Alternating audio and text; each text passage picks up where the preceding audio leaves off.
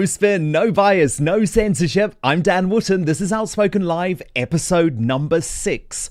And breaking overnight, shameless Prince Harry has accepted the Pat Tillman Award at the ESPYs against the wishes of Pat Tillman's own mother. And you're not going to believe it. He even had the cheek to reference her in his acceptance speech. Especially Mrs. Mary Tillman, Pat's mother. Her advocacy for Pat's legacy is deeply personal and one that I respect. The bond between a mother and son is eternal and transcends even the greatest losses. Meghan Markle's sister is here to react to that very shortly. And remember to sign up for our uncancelled after show. This is where we come off big tech to truly unleash, and I get to speak to you. And I'm very excited to say that Samantha Markle will be our guest for the entire after show tonight. She can answer your questions too. So to join us, all you need to do is visit www.outspoken.live right now, click the sign up button, and you will get 30 minutes extra content completely uncensored every single day.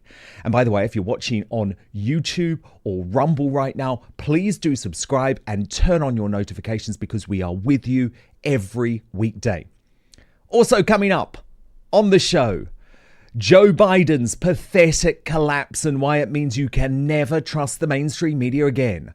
Plus, I'll show you how the British MSM, led by Beth Rigby of Sly News, is giving slippery Starmer the Joe Biden treatment. Our question of the day, which you can vote for within our YouTube posts section: who will Democrats install to replace the doddery president? Your options: Kamala Harris, Gavin Newsom, Pete Buttigieg, and Meghan Markle. Plus, Conservative MP Andrew Rosindell and the outgoing House of Commons Tory right-winger Tom Hunt react to the latest in the party's growing civil war as Robert Jenrick makes his pitch to lead the party. Then, of course, the after show with Samantha Markle. Remember to sign up right now at www.outspoken.live. Let's go!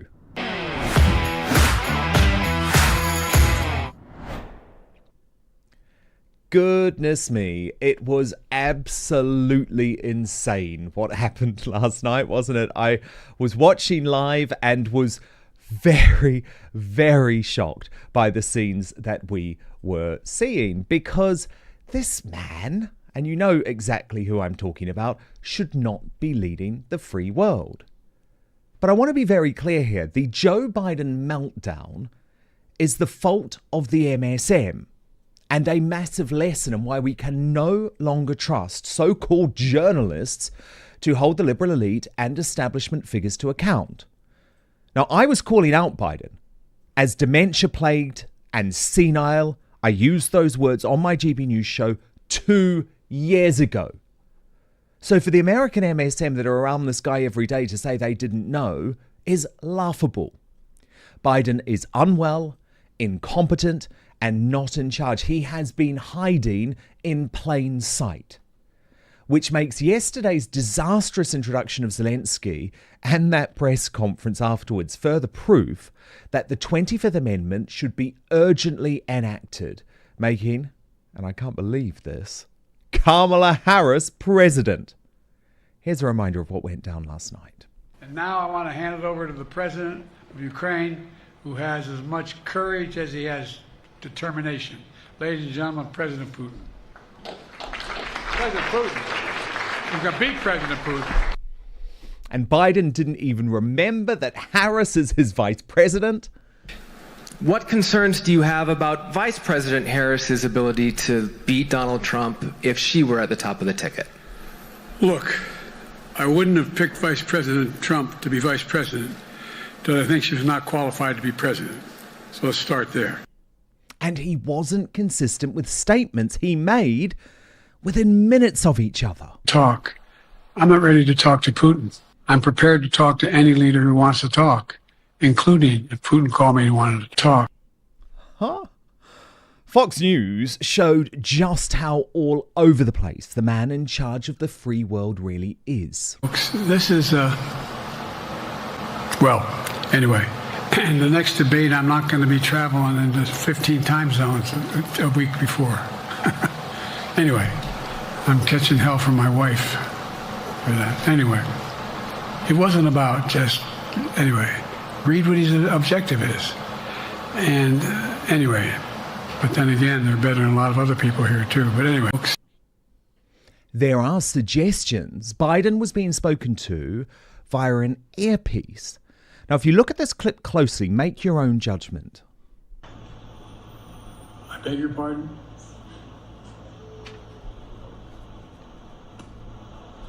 And so, Finland. My judgment is that he was. Because why was he saying beg your pardon, and why was he pausing like that? Now, Slippery Starmer, the new British Prime Minister, had met Biden earlier in the day. England, we got the finals. Good news is right. I tell you what, that's all because of the Prime Minister. You're welcome. And it's good that we had a long conversation on the phone when you won. Give me your hand there, pal. And we're the best of allies. Now look at that display from Biden there. It's obvious that Starmer knows just what a state the president is in. But will he be honest?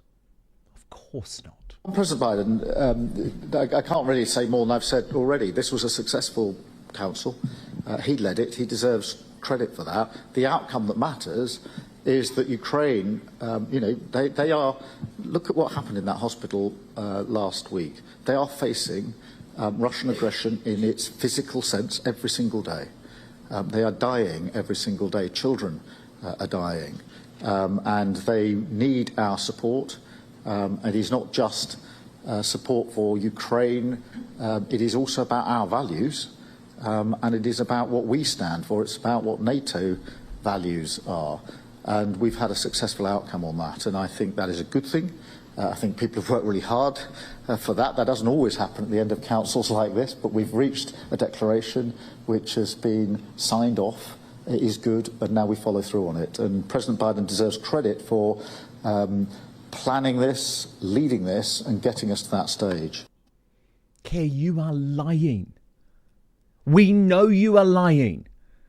Biden doesn't even know who his VP is, let alone have the ability to plan a single thing. You'd said earlier he was on good form. And look, he clearly wasn't. So why start your premiership outrageously lying? There was a much more honest response from Starmer ally and Labour grandee Peter Mandelson, who suggested on Newsnight that it was President Obama who was behind actor George Clooney's damning criticism of Biden, which was released yesterday. Watch. Peter Mandelson, first of all, your reaction to that? Well, it's obviously extremely unfortunate. I mean, it goes without saying. My view, frankly, is that the initiative is going to pass to President Obama and Mrs. Obama.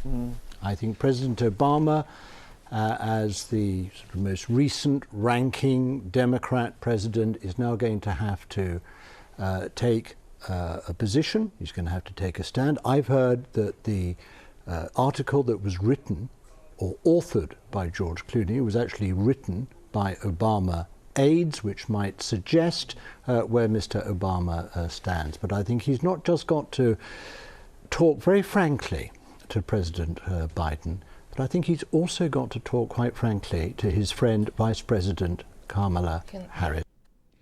Now, there need to be lessons from the Biden debacle for the British MSM, but none are being taken. Instead, Sly News political editor Beth Rigby has immediately become a North Korean-style spokesperson for the regime when it comes to Starmer. Now, this prompted the brilliant mock-up from social commentator Chris Rose. Oh my goodness, it looks so good. It makes me laugh. And he posted UK mainstream media for the past week. We asked Keir Starmer how long he usually brushes his teeth for in order to get such pearly white teeth. His response was simply incredible. And actually, the funny thing is, Chris isn't really exaggerating. I'm going to show you now this fawning interview with Starmer by Rigby. Final question. You said at the time of the Platinum Jubilee it was the proudest day of your parents' lives to go to Buckingham Palace and to see you receive a knighthood. What do you think they would have made of seeing you, their son, walking through the door of Downing Street as Prime Minister? Oh, they'd have loved that. And there's a real part of me that just wishes that they could have been there, because that would have been very special for them. Obviously, they're not with us anymore. They won't have that moment. But I can't pretend to you that I haven't thought about that. Was it a bit bittersweet then? Not bittersweet, but, you know, I would have loved them to have been there. She tweeted afterwards, "Do watch it. It's quite emotional and touching." What the hell? Beth, the only one emotional there was you. Starmer had no emotion, and as he's admitted himself, his relationship with his toolmaker father was complicated. But it's much more important to contrast what we just saw, that love-in between Rigby and Starmer, with the way that Rigby used to question Boris Johnson. Mr Johnson, you brandish your Brexit credentials, but many of your colleagues worry about your character. Your Foreign Office... My parrot? Your character. Oh, sorry. Your character. Your former Foreign Office colleague, Alistair Burt, said your description of the PM's plan as a suicide vest wrapped around Britain was, quote, outrageous, inappropriate and hurtful. He said this language had to stop, but it doesn't stop. You brought shame on your party when you described veiled Muslim women as letterboxes and bank robbers. People who have worked closely with you do not think you're fit to be Prime Minister. Well, Beth, I'm delighted that many of my former colleagues... What outrageous bias. By the way, Beth, it's not as if there are not questions for Sir Keir to answer. How many violent prisoners are going to be released early? Is the UK now a haven for criminals? Are we soft on crime and the causes of crime? It's actually no good blaming the former government, because you are either going to build more prisons or not. The American MSM shamed itself by becoming cheerleaders for Biden. And the British MSM is now doing exactly the same thing with Starmer. You can only trust the independent media, and I'm keeping the receipts. But now, Tory MP Andrew Rosindell is here for the uncancelled interview.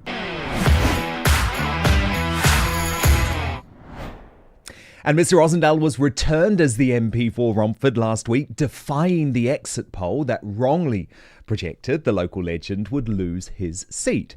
But Reform UK did surge to third place, making it a tight-run thing. So where to now for the Conservative Party? And is he tempted to defect to Nigel Farage's team? Andrew, it's great to have you on Outspoken. That was a tight result last week. Did Reform UK ever try and get you to cross the floor to join their movement? Well, I think that in Romford, most people agreed with my political point of view, which was very similar to Reform on most issues. Not on everything, but on most issues, I think that Reform and myself have very similar point of view. And I think it was possible to win people back. A lot of people were going Reform. I had a lower share of the vote for Reform than my neighbouring seats, 21%. Next door had 28%. So I think a lot of Reform voters knew that by voting for me, they were getting a similar style of politics. So I think they were more comfortable in voting for me. But yes, you're right. The exit poll did look like I could lose the seat, but I proved them wrong. Yeah. Were you freaking out? No, I wasn't. I actually believed I would win all the way through, because I am local, I did the work, everyone knew me, and although they weren't happy with the government, a lot of people were saying, I'm going to vote for you, Andrew. So I expected to get a better result than the opinion poll showed, and sure enough, I bucked the trend once again. So before the election, Andrew, had Richard Tice or Nigel Farage reached out to you at all? Or anyone from Reform? I speak to Nigel quite regularly. I see Nigel quite a lot. I chat to him. We're always on good terms. But they've never once asked me to join Reform. And I think they know that all my life I've been committed to the Conservative Party, and I wouldn't join another party. I wouldn't feel it would be honourable to do that. I think for me, it's about what you believe in. And a political party is a vehicle to fight for the things you stand for. And I've always believed the Conservative Party is the best vehicle to get the right things for our country. But I'm bitterly disappointed that the last 5 years that didn't happen. We had an 80-seat majority. We were given the huge support by the British people, and yet we squandered it. We could have done so much. We could have completely ripped up so much of what Tony Blair's Labour government did in the 2000s, but we didn't do it. We sat on our laurels, and we didn't really make the radical change that I think we needed to do. So my view is that we've got to make sure this is a one-term Labour government. And if it's a one-term Labour government, a bit like between 74 and 79, we come back, as Mrs. Thatcher did in 79, with a majority to do radical things and change the country for the better. Okay, I'll sign up to that because I think it's very possible for there to be a one-term Labour government. Their vote was soft, their vote share was lower than that achieved by Jeremy Corbyn. Reform UK was second in nearly 100 seats. So I actually firmly believe this will be a one-term government. But the problem you've got, Andrew, is that you need a Mrs. Thatcher-like figure in order to save your party, which is descending at the moment into civil war. And you've got these two camps, right? So you know both these women well. On one side, you've got Suella Braverman, who is open to Nigel Farage, who is open to doing a deal with Reform and who is, I would say, politically closer to where Reform is at. Then you have Kemi Badenoch, who is still considered an MP on the right of the party, I guess, more the centre-right. But she is vociferously opposed to the idea of any sort of deal with Reform UK. And she's actually been pretty personally negative about Nigel Farage. So who are you with? I don't agree with her position at all. I think that it's Kemi. Huge, yes, Kemi's position, it's hugely mistaken. The fact is that, more than 4 million people voted for Reform. And I think the vast majority of those people are Conservative voters who voted for us in 2019, but were terribly disappointed, as I was and I know you were, that the previous government just didn't match up to expectations. So to discard those people, to just discard what Nigel's been saying, what Reform stand for, is a mistake. Actually, we need to occupy their ground. We have created a vacuum to the right of us, and of course that's taken now by Reform. So I don't believe there's any hope of there being a Conservative victory in the next election unless we bring those people back on side. It's pure mathematics. You can't have two Conservative parties or two right of centre parties under our electoral system because Labour will always win. But then to do that, you've got to do a deal with Nigel. So what do you want? Do you want him in the party? Could Nigel Farage be the leader of the Conservative Party, maybe a reformed Conservative Party? Look, anything could happen in the next 4 to 5 years. The imperative, I believe, is to put the interests of our country first. And what I am absolutely determined to ensure is that we don't have decades of socialist government. So the Conservative Party has to think of the interests of the entire nation. If we can somehow work out a plan that will knock Labour out in 4 to 5 years' time and stop the damage that years of socialism will do to our country, that's our duty to do that. So we've got to work out a plan. Now, at the moment, of course, things are very raw after the election. We need to rebuild. We need to choose a new leader. We need to think about what we are and where we're going. We need to get over those hurdles first. But in the long term, as we get towards the next election in 3, 4, 5 years' time, all options should be on the table. I don't think we should rule anything out at this stage. But one thing is certain, we can never win an election again unless we unite the right, unless the right of centre of British politics comes together under our electoral system. We are looking at Labour victory again and again and again. That is something we have to avoid. So, what did you make of Kemi Badenoch saying that she thought Suella Braverman was having a very public nervous breakdown? I don't think that's true. I don't think it's fair. I don't think it's the kind of thing we should be saying about colleagues. I had a meeting with Suella yesterday. I speak to her all the time. She knows exactly what she believes in. She knows what she stands for. She's a very reasonable person. I think these people that are attacking Suella, maybe they're afraid of her, I don't know, but it's wrong to do that. I also had a long meeting with Priti Patel yesterday. She's another strong lady who I think has a lot to offer our party. I speak to Robert Jenrick. Look, we've got good people. We need to come together as a party. I don't want the party to split, but we do need to have a clear vision for the future. We can't be all things to all men. We can't occupy some wishy-washy middle ground that no one understands what we're for. The success of Margaret Thatcher, who's here with me in the room, you can see the pictures of her behind me. There's lots of Margaret Thatcher pictures in my office. So she's always looking down on me and helping me to guide me through things. Look, everyone knew what she stood for. People didn't always agree with her. And yes, she divided people, but they respected her because she stood up for Britain. She stood up for what she believed to be right. And even those who didn't always agree with her had huge respect. Now, that's the kind of leadership we need again. I don't want a leader that tries to be all things to all men. I don't want another technocrat, another administrator who tries to steady the ship all the time but has no strong, clear vision for our country. So we do have good potential leaders. And I hope we get someone who will not only unite our party, but unite the right of centre across the country. And that may mean having discussions with Reform, with Nigel. It might mean bringing us all together in some way in the future. I don't know. But we shouldn't rule anything out at this stage. Isn't the risk, though, Andrew, that the right of your party might be split between various candidates? Because you mentioned Priti Patel, another great woman. My understanding is that she's running. Suella is clearly running, as is Robert Jenrick. I mean, who are you going to back out of those three? Because you've got to unite around one true candidate of the right, don't you? One of those three has to be on the ballot. Yeah, look, I mean, it's an exhaustive ballot. The leadership election isn't going to be till later in the year. I think things will change, they'll emerge. I'm in discussions with 3 of the leadership candidates, potentially others. You know where I stand, Dan. You know I'm very much on the Suella, Priti wing of the party.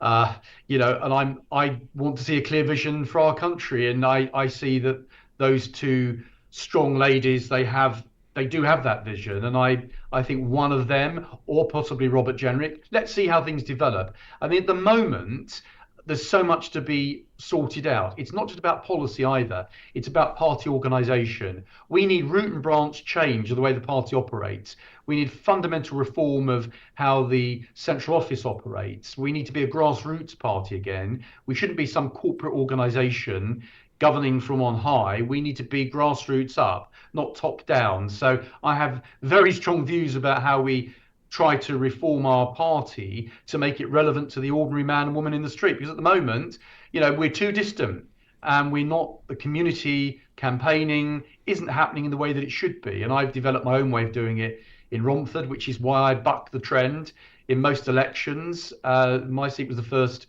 Tory gain after Blair won in 97, and we bucked the trend again this time, despite the exit poll predicting almost certain defeat. And I think that we need to look at each constituency individually rather than have this sort of like common sort of themes and common designs of things. I think we need to be more bespoke and target areas based on what works in those communities. And that's something we're not doing. Very good point. And I think you've got some sensible ideas about how to reunite the right. I hope they are listened to, and it is brilliant to have you on Outspoken for the first time, Andrew Rosindell, the re-elected Romford MP. Have a great weekend. Now, Meghan Markle's sister Samantha coming up to react to Prince Harry accepting the Pat Tillman Award against the wishes of the war hero's own mother. But now, Tom Hunt is today's outsider.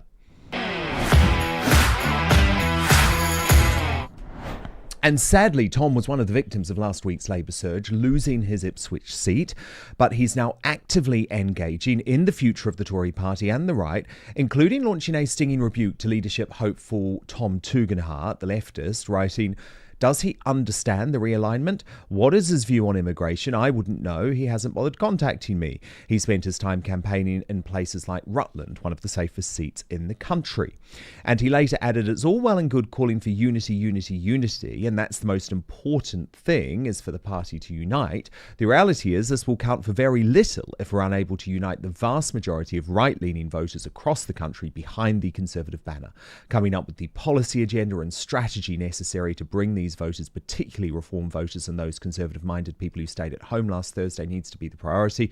If this means the broad church becomes a bit narrower, so be it. A united broad church lacking an authentically Conservative policy agenda will count for little. Now, Tom joins me. Tom, great to have you here. Commiserations about your loss. And I just want to talk a little bit first about the campaign itself, because there was a bit of confusion around whether you were going to defect to Reform UK. You were clearly one of their targets. I think you considered it right up until the last minute. So what happened, and any regrets now? No, I mean, I think it's worth seeing whether or not the Conservative Party can be saved. I think it's worth seeing if a new leader who's a proper Conservative can ensure the Conservative Party can recover from this huge setback and win the next election. I think there are, as Andrew Rosindell just said, there are some strong candidates who are putting themselves forward who could be the answer to the problems that we face. But look, myself and many other former Conservative MPs do sympathise with many of Reform messages, policies, and we sympathise hugely with the millions of voters who had previously voted Conservative, often their entire life, who voted for Reform last week. So ultimately, if we don't prioritise dealing with this threat, if we don't prioritise winning those voters back over, then actually I think this situation could get worse for the Conservative Party. And I think that's being underestimated, the fact that it could get worse. I think a lot of the Conservative MPs who did get re-elected, I think there seems to be a view that, that's as bad as it can be. And we've won this time, so we're in for life sort of thing. Well, I'm not sure that's how I read it. I think in some respects it's been a slight stay of execution. I think being reduced to 121 MPs, it could have actually been worse. It was a very bad result, but it does mean if we take the correct steps going forward, we can recover, we can win again. However, if we take the wrong decisions, if we understand the result in the wrong way and get the wrong person as a successor, it could get worse for the Conservative Party and we could be supplanted by Reform at the next general election. Absolutely. I think there is a strong chance of a Prime Minister Farage in 2029. Look at the movement that's happening with Marine Le Pen in France. Look at the fact that Reform UK was second in nearly 100 seats across the country. And also, Tom, look at the socialist hellscape that Labour is so clearly going to unleash. We can see that already in the first couple of days of government. So what's the solution, in your view? Is the solution desperately trying to do a deal with Farage? Is the solution trying to get Farage into the Conservative Party? Look, I mean, I would be very happy if Nigel Farage was in the Conservative Party. I think he's a patriotic man. I think who cares deeply about the future of this country and is also deeply concerned about the woke agenda and immigration, as am I. But I think it's deeply regrettable at the moment the right is split. I think as long as the right is split, the left will carry on winning. But ultimately, as you touch upon yourself, all over the world, we're seeing, there really aren't many examples of centre-right parties achieving electoral success through triangulation and the kind of strategy that Rishi adopted. It's very, very clear to me that looking at the psephology, looking at the election results, what we ought to do, and that is to go incredibly hard on immigration, to engage in things like standing up for our values, go very tough on law and order. I mean, I think ultimately, if we become a proper Conservative, authentically Conservative party again, I think ultimately millions of those Reform voters would come back to the Conservative Party. I would like to get to a point where I think people like Lee Anderson, who's a close friend of mine, and it causes me significant upset that we're not currently in the same political party. I think that one way or another, I want us to unite the right-wing voters and not this whole sort of like, broad church within the Conservative Party. Because frankly, if the price we have to pay by keeping the current MPs happy is that we don't adopt the policy agenda necessary to win back those voters, that isn't the right solution. Well, yes, So I mean, exactly. not... If your solution is Tom Tugendhat, then you don't get it. And actually, you should leave the party and go and join the Lib Dems. Has Rishi Sunak been in touch with you, Tom? Because I'm told he's calling lots of deposed MPs. And if so, what did he say? He did. Yeah, he has been in touch with me, and he made some very kind comments to me. I've always thought Rishi Sunak was a good man. I've never doubted that. That's never been my problem with him. So, and what's happened has happened. I think he made a number of major strategic errors, the timing of election being one. I think not leaning into realignment. I think not going big on immigration, calling an election before you'd made any substantial progress on immigration, not understanding the salience of not just illegal migration, but legal migration. I think bringing David Cameron back, the list goes on. However, I think he was a good man. So it was a very nice civil discussion. I think he likes me, I like him. And that was that, really. He wished me the best for the future, and I wished him the best for the future. And I said that him and his family will be in my prayers. But ultimately, I think that he made a number of decisions that led us into this situation where we've had one of the worst results, I think the worst result we've ever had in our history.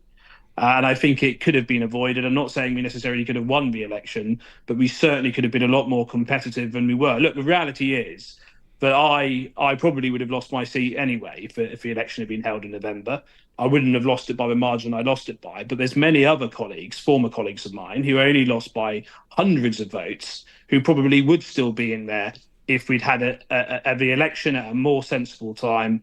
And you just think, if we could have got a few, some flights to Rwanda, if we could have put in a manifesto, a bold pledge on ECHR or something like that, it wouldn't have probably won us the election, but of course it would have made it more competitive. But, I've actually had, you wouldn't believe this, I actually had some former colleagues who attacked me on a number of occasions for talking too much about immigration. They said to me, if people like me didn't talk about immigration, reform wouldn't be, we were inflating reform by talking about immigration. And if only we would shut up and stop talking about immigration, then reform wouldn't get any momentum. I mean, that is just extraordinary. It is extraordinary. And it's delusional as well. It's completely delusional, because what it's doing is handing the ground over to Reform UK. What were your conversations like with Reform? Did they offer you a job? Were they keen to have you? I mean, we share many of the same views and values. I think at the moment there is we're in a slightly different place.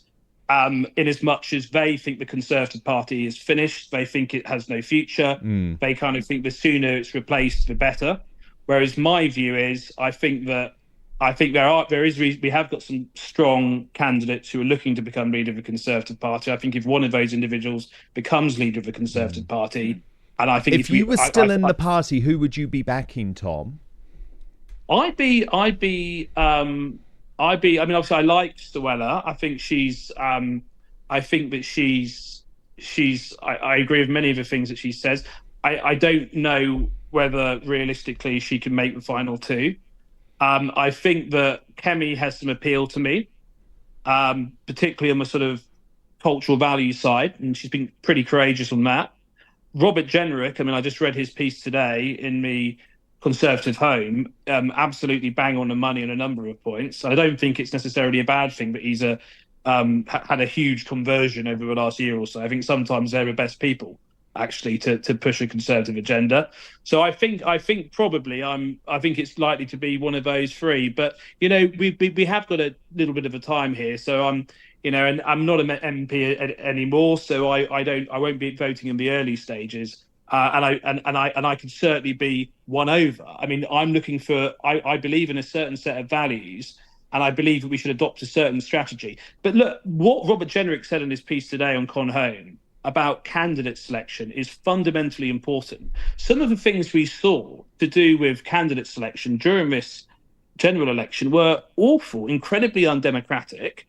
And there has been a big problem with the way that we select candidates. We know that we've got a load of Conservative MPs who are very liberal. And actually, there's a real disconnect between where the politics of a lot of Conservative MPs and the politics of most Conservative members and most Conservative voters. That is a problem. It's a real problem. And the fact that even now, after the catastrophic result we've just had as a consequence of following a centrist strategy, we have some MPs who haven't smelt the coffee. And we've actually had some coming out saying that members should be cut out of selecting the leaders. I know. Nuts. But as I say, I think there will be a right-wing candidate in the final two. Members will get a vote. So the chances are we probably will get a right-wing leader of the Conservative Party. So look, I think there is reason to be hopeful. And I think ultimately that's why I'm sticking in the Conservative Party, because though I share many of the same views and values as Reform, I think before you give up on a party that has been the established party of the centre-right for hundreds of years, it's worth doing everything you can to save it before finally giving up on it. So that's why I'm sticking with the Conservative Party. Tom Hunt, very loyal of you.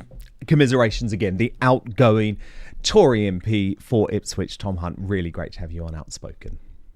Now, Samantha Markle and I react to this shameless acceptance speech from Prince Harry at the ESPYs last night, where he actually thanked Pat Tillman's mother, who had said he shouldn't accept his son's award. You're not going to believe it. But now, you know, I've only promised to talk about products on this show that are actually life-changing. This one is a little bit more personal, so stick with me. But the fellas watching are going to completely get it, and the ladies would do very well to treat their husband or boyfriend, because this really is a game changer. So I have to tell you, us men want our grooming routine to be a one and done deal. With the days of using the same trimmer for your face and your nether regions are over, thanks to our friends at MANSCAPED. They've come up with the ultimate package to keep you trimmed from 12 to 6, if you get what I'm saying. So introducing the Beard and Balls bundle, featuring the Lawnmower 5.0 and the Beard Hedger. It's not this sort of lawnmower, by the way. So girls, have you had enough of your badly lawned man? Does he sometimes attack himself like one of those out of control lawnmowers? Stop him. Get precision trimming for all areas, even the sensitive ones, and get him as manicured as freshly cut grass. So yes, I am talking about a trimmer for the moneymaker and another for the boys downstairs. Now, this trimmer gets it right the first time. It's gentle on the skin in all the delicate places, and with two interchangeable skin-safe blade heads, you can choose between a precise trim or a smooth finish. And did I mention it is waterproof, so you can now trim in the shower and avoid making a mess everywhere. Perfect for those of us who appreciate efficiency. Now let's talk about the Beard Hedger, whether you're going for a neat stubble, a little bit like mine at the moment, or a full-on lumberjack look. This trimmer has you covered. It features a titanium-coated stainless steel T-blade and 20 length options, which is so good because it means you can achieve any style you want with just a twist of the zoom wheel. And just like the lawnmower, the Beard Hedger is also waterproof, so you can handle your beard grooming right in the sink or shower without worrying about water damage. With up to 60 minutes of runtime and an LED charge indicator, you'll never be caught mid-trim with a dead battery. It genuinely is such a gentle product, so no more cuts. You'll keep your loved one very happy, and using this product, I can tell you, will really increase your confidence. The very exciting news is that today you can get 20% off and free shopping. All you have to do is use the code Outspoken at manscaped.com. So manscaped.com. The link is available in our YouTube description. So that's 20% off and free shipping with the code Outspoken at manscaped.com. No more juggling multiple tools or dealing with subpar results, just efficient, effective grooming wherever you need it for the premium grooming experience. And that's what I'm all about. Trust Manscaped.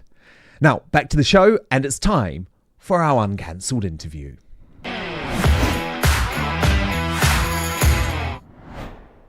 And my friend Samantha Markle is with me live from Florida. Meghan Markle's sister, of course. Sam, so good to see you. The last time I saw you was face to face in the sun in Florida. So I'm very jealous given we're having a terrible London summer. Love it. Great to see you. Miss you here. And I just got to say, I was watching you do that commercial for that product. I need a lawnmower. Oh, that's wonderful. That was so great. So good to see you. Really, really good to see you, Sam. And of course, we have this breaking news. Shameless Prince Harry collects the Pat Tillman Award, despite the fact that his mother, Mary Tillman, had said absolutely not. So just a little bit of background to this. Pat Tillman, an American hero, right, Sam? He played in the NFL. After 9/11, he gave up a very successful sporting career in order to go and fight in Afghanistan. And he was actually killed in a friendly fire incident in 2004. And the Pat Tillman Award at the ESPYs is meant to be someone who's a little bit unknown, who works behind the scenes. And do you think for publicity, ESPN decides let's give it to Pat Tillman against the wishes of Pat Tillman's own mother, Mary Tillman, who says, no, Harry is this divisive figure? This is where I wish some of those entities, when they give awards, I almost wish that they would do their homework before giving the award. I said that about the Ripple of Hope Awards.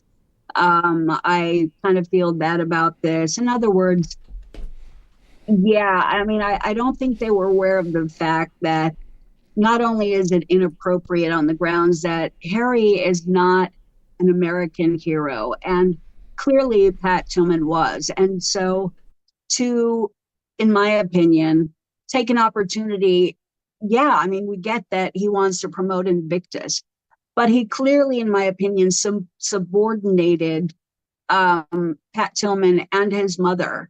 He thanked them for their participation instead of really emphasizing the Tillman Foundation, instead of really emphasizing that mother and son relationship. And furthermore, to take it one step further and for him to punctuate the importance and the tenderness, if you will, of a mother-son relationship and the loss. It was like he was taking his own opportunity to bring in Diana. And I thought, oh God, when is he going to stop milking this? This is about Mrs. Tillman and her son and American war heroes. Great to mention Invictus, but that was the focus, where the Tillman Foundation and Pat Tillman and his mother should have been the focus, my opinion. Okay, Sam, stand by, because for folk who haven't seen what happened, I'm going to play you some of it and I'll commentate as we go along, because it's quite interesting to know what happened. So this was the moment that Prince Harry collected the Pat Tillman Award. Please welcome the recipient of the Pat Tillman Award for Service, is Prince you Harry, see the Duke of Sussex. Next to Meghan and Harry. Now she grabs onto him. Now see there's Venus Williams. No standing ovation from Venus, which is really interesting. Actually, I'm going to show you some pictures later showing the faces in the crowd are actually not that happy for Harry. So he goes up and he looked nervous, actually, which is not a surprise because there had been some booing earlier in the night. That's Pat Tillman's widow, also not looking particularly happy. Have a listen to what Harry says.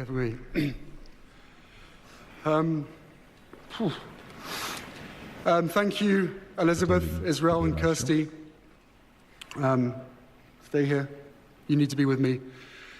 I'd like to begin by expressing my deepest gratitude to everyone at the Pat Tillman Foundation, led by Marie Tillman Shenton, who I'm so honored is here tonight. I'd also like to acknowledge the Tillman family, especially Mrs. Mary Tillman, Pat's mother. Her advocacy for Pat's legacy is deeply personal and one that I respect. The bond between a mother and son is eternal and transcends even the greatest losses. Diana reference. The truth is, I stand here not as Prince Harry Pat Tillman Award recipient, but rather a voice on behalf of the Invictus Games Foundation and the thousands of veterans and service personnel from over 20 nations who have made the Invictus Games. And then, as you say, Sam, he goes back to talking about the Invictus games. But what makes me angry, Sam, is that he says he respects Mary Tillman in that speech. If he had any respect for Mary Tillman, he would have turned down the award once she publicly said, you should not be accepting it. You are a divisive figure. And actually, I find it so outrageous that he decided to use that speech to talk about Mary Tillman. Exactly. I think that was not only disrespectful to the Tillman family, but to American war heroes. And, you know, if he had any class or decorum, he should not have accepted it. I mean, you know, now I'm feeling like he should give it back, just like they should have given back the Ripple of Hope Awards when, you know, they took the award claiming to battle racism within the royal family. They took the award and they came out and said, no, we really didn't call the royal family racist, but where was the follow-up? They never gave back the award. They never apologized for it and said, look, we have no business having that award. So it's just like, it's so self-serving and so, I'm going to say, piggish, in my opinion. And it really exploits other people for their own gain. Definitely out of his league here. What was so interesting is that Serena Williams was hosting the award. Now, Serena Williams, friends with Meghan. But I'm going to play you, and I'll commentate along again, some of her intro, where she makes some crap jokes, talking about how people will say that Meghan's trying to steal the limelight, which is what she does. But there's a moment, and you're going to have to listen carefully for it, but I promise you it's there, where there are boos. There's lots of boos in the audience, and Serena freaks out, and so she tries to get everyone cheering loudly. So let's have a watch of this. And I get to be in a room with actual royalty, and tonight is no exception. Prince Harry and Meghan are here.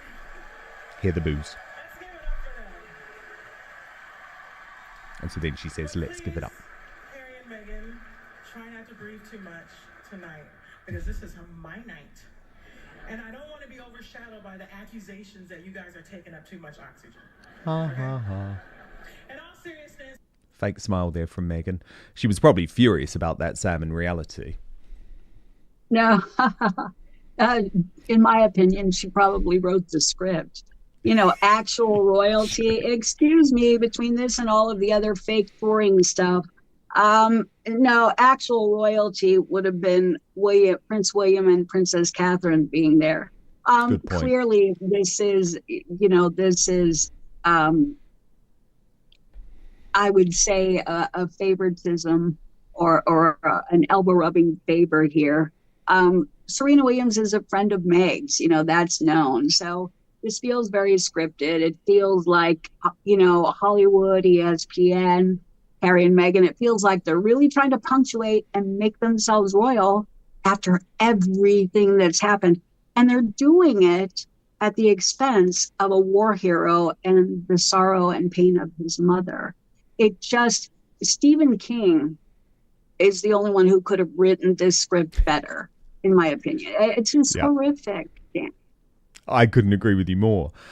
Sam, I want to show you some pictures from the moments around Harry accepting that award, because it is really interesting looking in the room, actually. And there's a couple of significant moments, because actually people's faces are not happy. There's no loving embrace of Harry in that front row. And Venus Williams herself, as you can see there, seems to be shooting Meghan daggers when Meghan gives that standing ovation.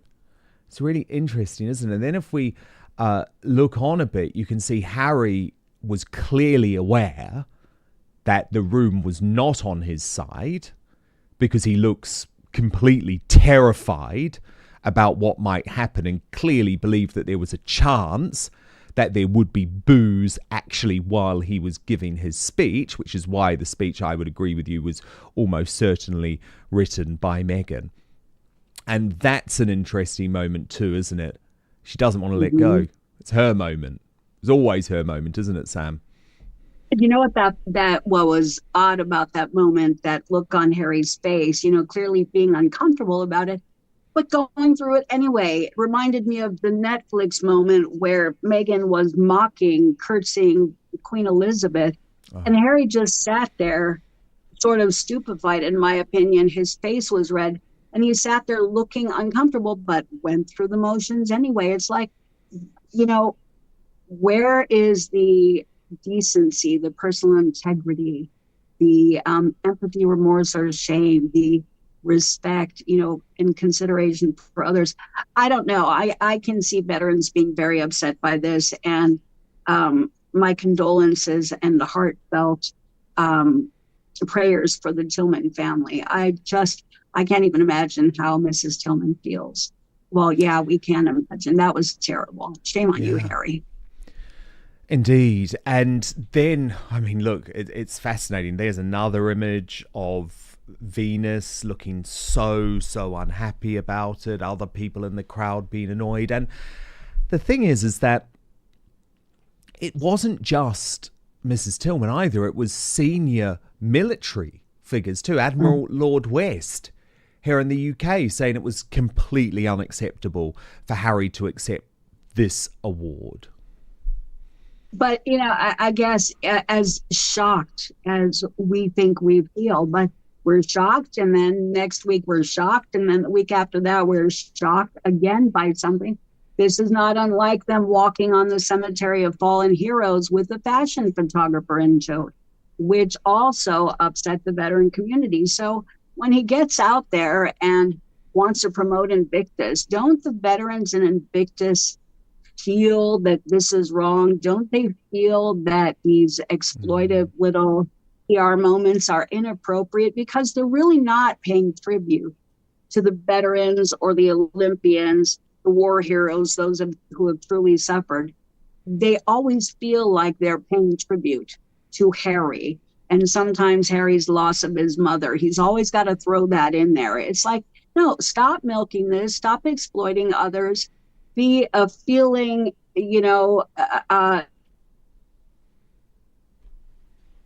intelligent, caring human being in this world, and stop this crybaby exploitation of others as an opiate for yourself. That's Harry, really. Chance would be a fine thing. What's really interesting, though, Sam, is it feels like Americans are really catching up to this now. I'll show you two articles that we've seen from the past week alone. The Spectator running the story saying, has America had enough of Prince Harry? Maybe that's not so surprising given the Spectator is a broadly right-wing publication, but The Guardian, which has always been so supportive of Harry and Meghan, describing this as Prince Harry's flop era. What do you make of it, Sam? I'm, in a way, I'm glad that although they have been notorious for paying PR to fluff them, some things you just can't fluff. There comes a point when the mainstream, where human beings having functioning frontal lobes and hearts go, whoa, enough is enough. This is glaring. This is selfish. This is narcissistic. This is piggish. You can't do this. You can't walk on graves. In my opinion, not only your mothers for self-glorification, but now fallen war heroes. Step off. I've never seen anybody do this in my life. And I'm really sorry, again, that the Tillman family are feeling this, that they had to sit there and watch this. And it's really weird that, as uncomfortable as everyone was, including Serena Williams, that they all just went along with it. Good God. Well, I hope you have mirrors in your house. And if you look in those mirrors, maybe you feel something, because this was wrong. I know, but the thing is, Sam, he is always trying to portray himself as a victim. So we got this news yesterday. He's recording another tell-all interview with ITV about the phone hacking, which went on over a decade ago. And yet again, this is because he wants us to believe that he is a victim. I don't feel like Harry is a victim at all. I do feel like your family is a victim of Harry. And I do feel, Sam, like your father and Meghan's father, Thomas Markle, a good man, about to turn 80 years old, is a victim of their behavior. Well, and to some degree, as you have been, the Sussex Squad, the paid PR, the hackers reportedly. So it's really, in my opinion, projection of him to be whining without the binky in his mouth about being hacked and going through all of these, challenges and how difficult it was. Well, seems like he's speaking from deep personal experience, like maybe he's an expert at all of this because maybe this is his MO.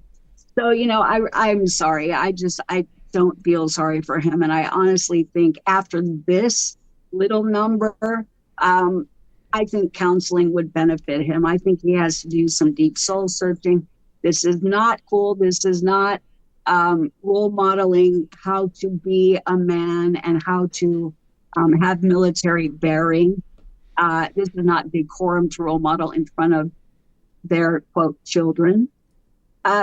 It's sloppy to the point of being heinous. And Sam, how is your lovely dad doing? Because, of course, it is a big milestone, turning 80. And he sat down recently with Caroline Graham, who's a journalist who he's got to know very, very well. And it was a really heartbreaking read, Sam, because actually all he wants is to meet his grandkids, Archie and Lilibet, who seem to have disappeared off the face of this earth. Well, I understand that.